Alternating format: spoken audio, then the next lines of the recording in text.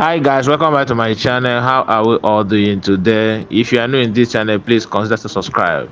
If you are watching from Facebook, please follow the page, like, comment and share. It is very important. We cannot get tired of talking about what is going on, within Igbo people, within our region, what is happening to Igbo businessmen and women, the youth of Igbos, known as Biafrans. We are the one people, and we must talk about our problem. Although people are shying away from me, people that matters don't want to discuss about the way forward for Biafrans, the way forward for Igbos. But the reason why somebody like me is discussing about it and trying to air my own view is because you cannot just pretend that you don't know what is going on, whereas the thing is staring at you and on your face, and you can't shy away from it. Whether you like it or not, if you are not partaking in difficult, situation that's going on in our place now, what about your children? What about your siblings? What about your relations, your friends, your town people, your friends, your relations, your town men and women, people that you knows very very well, are going through hell, and you can speak, but you don't want to talk. You don't want to air your view. Instead, other people are being the ones sharing and telling your stories, what is happening to you. Remember, if you don't talk about your history, other people will do it for you, and whatever they dish out, that's what the world will accept. So it is very very good for us to always discuss about our people, about what is going on in our house, in our town, in our villages, around us.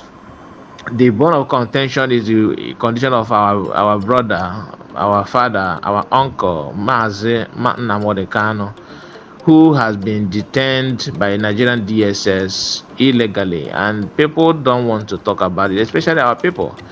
Few people that are discussing, about it, calling for his release and his freedom, are being tagged as problem troublemakers, and some of them, see us and see people that are, calling for Martin Nnamdi freedom as an enemy of the people. When they says you must stop, sit at home, you must do this, you must do that, they don't want to tell you the reason why sit at home is there. Why sit at home? What happened? How did it start? How did we get to this place where we are now? How did we get here? A lot of people forgot what happened in 2015, 2016, 2017. The youth of Igbos that have been, silenced to the word of silence, push them to word of silence by Nigerian security agencies, which both me and you, we know the agencies we are talking about here. A lot has happened. People died for carrying flags, for protesting, for speaking, for marching out, ending their grievances in their own motherland, not in another person's region, in Igbo land. The one that happened in Emene, the one that happened in Obibo, in Onitsha, in Impo, in Nnamdi house in Abia State. A lot of things have happened, and we are not going to shy away from it. The politicians have done a lot to make sure that they silence the truth. We know how how they are pushing and how they are financing the evil. Instead of them to use the money to, for the betterment of the youth, for development of our region, they are using it to make sure they cripple and silence people that are speaking. Why was Nnamdi being rendition back to Nigeria? For speaking the truth.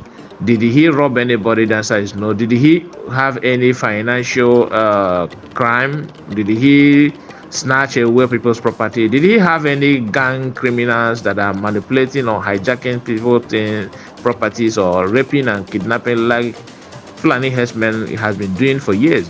The answer is no. Then why do they go after him? The unfortunate thing is that people who champion these things are so-called Igbo's elite.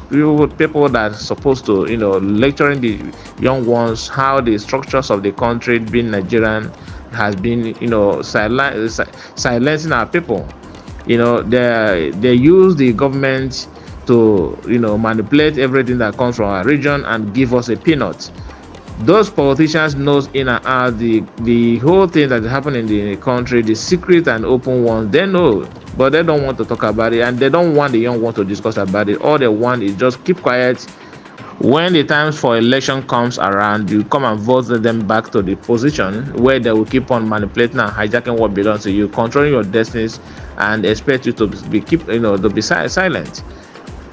This has been the order of the day, and it's not only in Southeast but in the whole country. But the reason why Southeast only seems to be intense is because federal government have their way also to deal with the people from that region, and there are brothers who are in politics who supposed to give hope and trust for the people. They are not doing the same thing. They are not doing anything. They are doing the same thing that federal government is doing.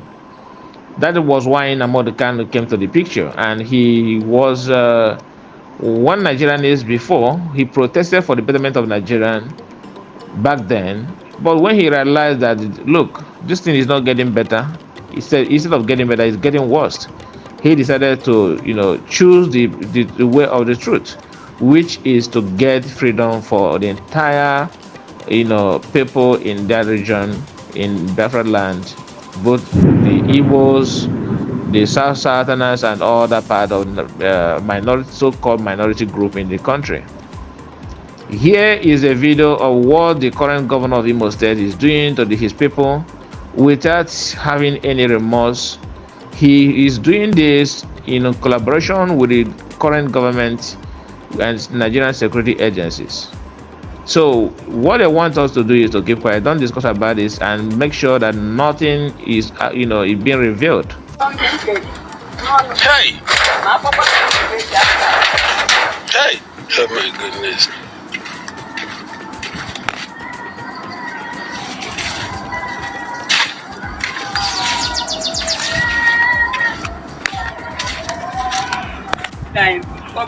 Everything. You want to know more long. How about you? And then you don't need to know that body. I can see more than that now.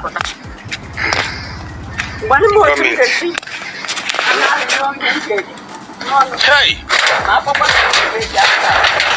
Hey! Oh my goodness.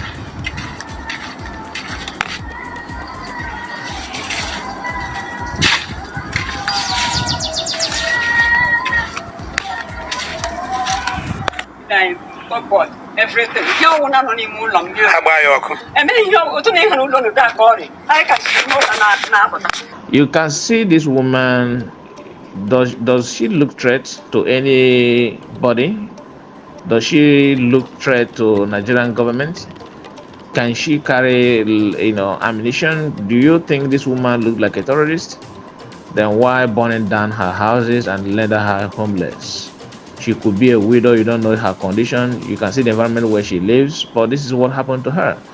Imagine someone who lives in mansion, who is have a power in government, who is siphoning and the state money and taking everything that belongs to the people, who kept this woman in this abject poverty, still come back to burn her house down and let her homeless, simply because of his selfish interest.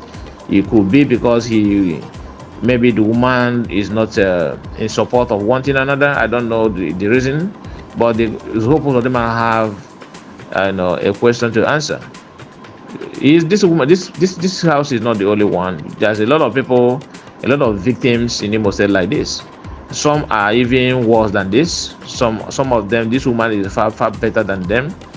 So a lot is going on there in that region, but people don't want to talk about it. When you check all the celebrity from that region, from Igbo people, you find out they are the one championing for justice for Mohbad, justice for this, justice for that. I'm not against it, of course. It is very, very good, but we need to look into ourselves because we have an issue, internal issue for that matter. That's what I want us to look into, and that's what is going on. Let's talk what I'm nobody to pray. I have never changed from it. You'll be alive. Definitely. You will see the definitely. And you will see the and life. The day we will come after the zoo, they will not know what. Yes. And I want Biafra. We all want. See that the flag of Biafra is based on what I'm nobody to pray. I have never changed from it.